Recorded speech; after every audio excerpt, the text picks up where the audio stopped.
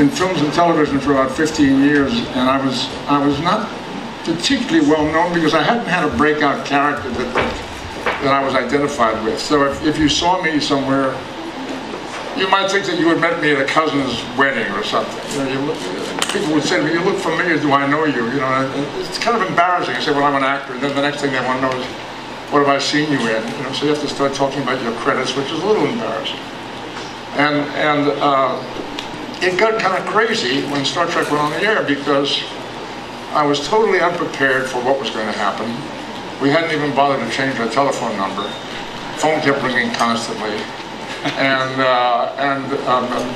we'd drive off the studio lot at the end of the day. There'd be a crowd waiting at the gate trying to stop your car so they could get autographs and photographs. People would follow me home with their cars, and I would take detours to try to shake them, and then I'd pull up in front of my house and they were there waiting for me. And it was really kind of nuts. So one day I got a call with an invitation to go to Billings, Montana to speak at a college. And I thought, this sounds like a good idea. I like talking to students, and Billings is going to be a quiet place and probably a peaceful place to spend a couple of days. I accepted the invitation and I flew to Billings. And when I got there, I was met at the airport, and I was taken to a local motel where they checked me in. And they said, "We'll be waiting outside for you. You can check in and get your clothes in place and so forth, and then we'll take you to school." So I stepped inside, and I started unpacking, and the phone rang. And I couldn't imagine who it might be, but I picked up the phone and said hello. And the young female voice said to me, "Is this Mr. Nimoy?" And I said, "Yes, it is." And she started screaming. "Oh, I can't believe it. I got him on the phone. I got him, it's Leonard Nimoy. I got him on the phone. It's here. I got him. Oh, this is so exciting." I said, wait just a minute. "Who are you?" She said, "My name is Mary." I said, "Mary, where are you calling me from?" She said, "I'm in Denver." I said, "Mary, how did you find me?" She said, "Well, I heard from a friend who called me and said you were coming to Billings, and I called all the hotels and motels. There's only 3. This is really very flattered that you bothered to track me down. Thank you very much. We enjoy your support. I'm glad you like Star Trek and the Spock character. I have to go. There's some people waiting for me. Live long and prosper." And then I hang up the phone. I finished packing. 4 or 5 minutes later, I'm heading to the door, and the phone rang again. I did the same thing. I said hello, and another female voice, "Oh, I got him! I got him! Yeah, I got him! You can't believe this! It's so fantastic!" Whoa! "Who are you?" She said, "My name is Sally."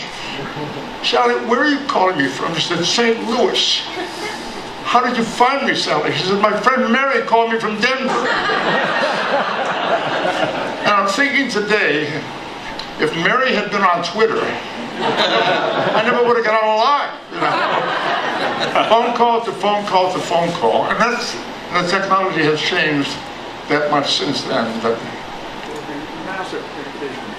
like, did my mic just go down? It's back up. It's back up. Technology, Scotty, fix me up here, will you? I was invited to go to.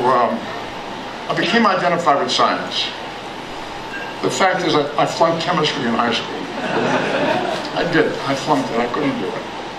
I was invited to go to Caltech to meet with some students there who wanted to talk to me about their projects. So I went.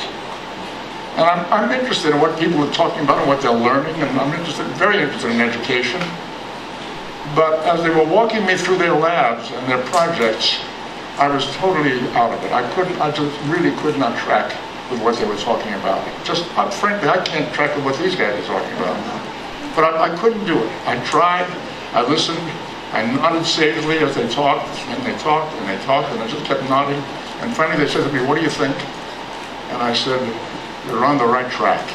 And that's the best I could do. That's the best I could do. I do know something about space travel. I go way back with space travel. 1950, I had been in Hollywood just about a year and a half when I was cast in a film, and I thought, well, this is terrific. I'm on the sound stage. I've got the costume, I've got the makeup, there's the camera crew and the sound crew, and we're making a movie. I was so excited. I was 20 years old. And To this day, I can't imagine why this project didn't really take off and explode my career. It didn't. All it did was pay the rent for a couple of weeks. It was a movie in which we came from space in a spaceship that wobbled across the screen. It was a cigar-shaped spaceship. We landed on Earth. 3 or 4 of us got out of the spaceship. We stole a couple of Colt 35 revolvers and a pickup truck, and we're going to take over Earth.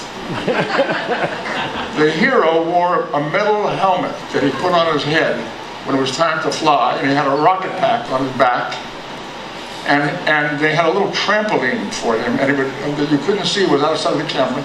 He jumped on that trampoline, and he could leap up in the air. So what you saw this guy running towards the camera and leaping, and he disappeared, go out of sight when he went into space.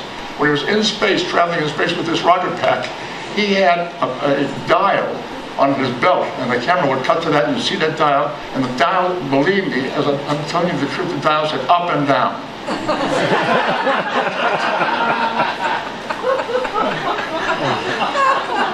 The project was called Zombies of the Stratosphere. And I was one of the zombies.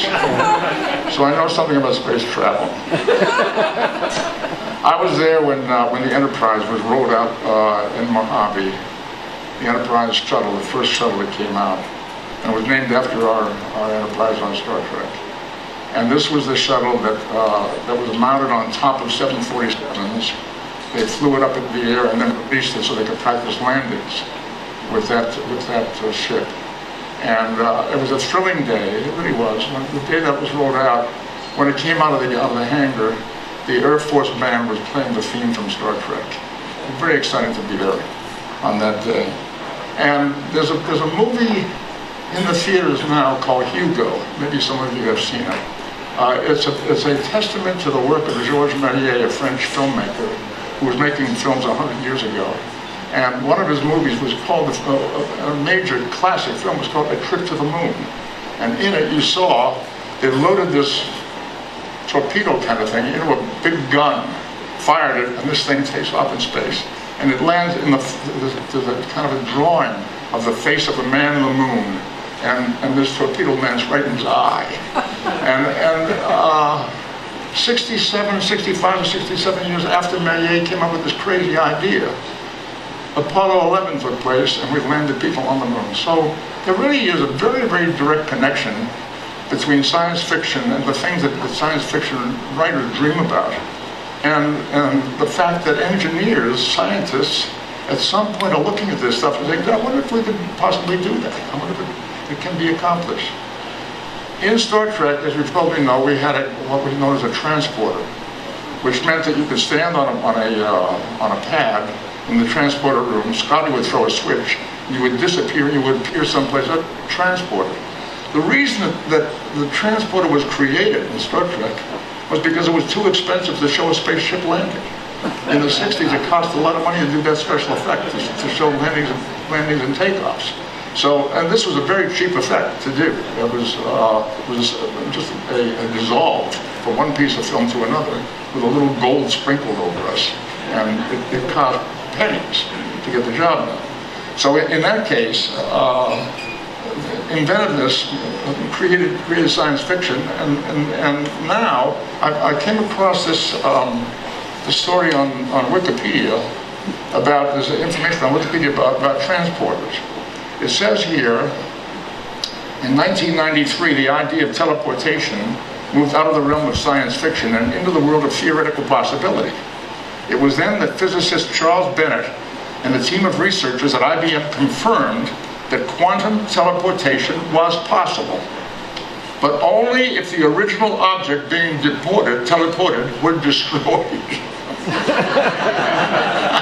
I'd rather not go, thanks. This revelation, first announced by Bennett at an annual meeting of the American Physical Society in March 1993, was followed by a report on his findings in March 29, 1993 issue of Physical Review Letters, and since that time, experiments using photons have proven that quantum teleportation is in fact possible. Now, I understand it would take a tremendous amount of energy to move a human being from one, or an object from one place to another. But somebody's thinking about it. Somebody's trying to figure out how to get it done, I'm sure. When I was asked to make Star Trek IV, The Voyage Home, which became The Voyage Home, the story about the humpback whale, some of you may have seen it, I decided that I wanted to explore what was happening in interstellar communication. And I went to visit Philip Morrison, who's an astrophysicist at MIT. I had a wonderful conversation with him. Any of you from MIT background? No? It's a school in Massachusetts. So I had heard that he was involved with the SETI program, the Search for Extraterrestrial Intelligence, and I was very curious about this. They were setting up listening devices that are still operating today in the hopes of picking up some intelligent signals from some other intelligent entity. And Philip Morrison was one of the scientists involved. So I went to talk to him to find out what was happening with the SETI program and his thoughts about interplanetary communication and inter-society communication. There was a movie made called The Day the Earth Stood Still. In that movie, an actor named Sam Jaffe portrayed a kind of an Einstein kind of character. He was the leading scientist of the period. And in his lab, he had a blackboard where there was a very elaborate equation put up in chalk. And at the end of the equation was simply an equal sign. So there was no resolution, it was blank. Like he hadn't quite figured out how to resolve this equation. And when this character lands on Earth, on another planet, and steps out of his spaceship and comes to this lab, and he walks into this room and sees this equation, he picks up a piece of chalk and chalks in the result, the resolution to the equation. When Sam Jaffe, as the scientist, sees this result, he understands that he's in the presence of a superior intelligence.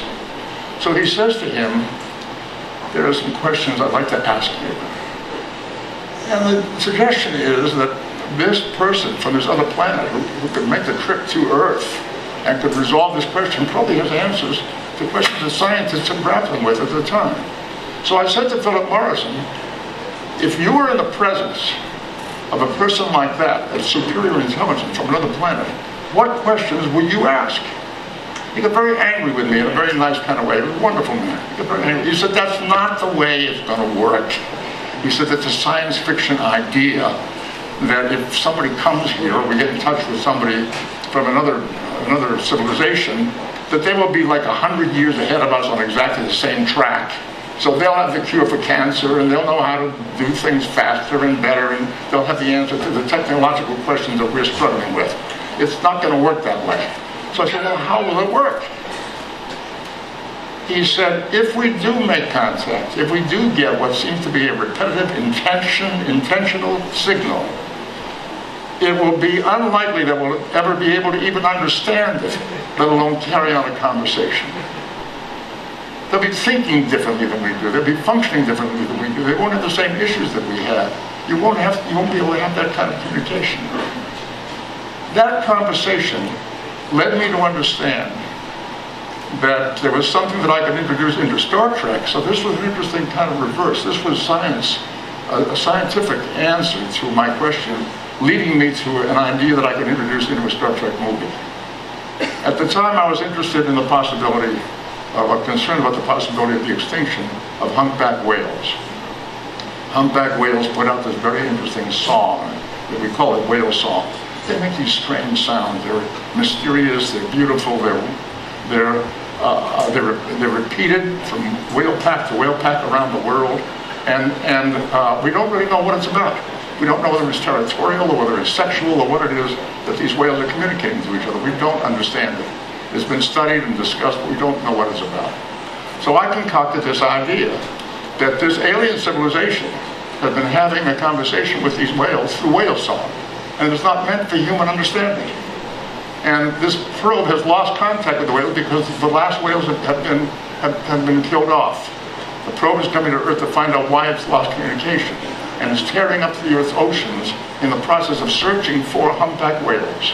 And we understand, Spock and Kirk and the rest of us understand finally what's going on here, that they're trying to make communication. We decide we have to go back in time I'm telling you the story of Star Trek 4, which I hope some of you have seen.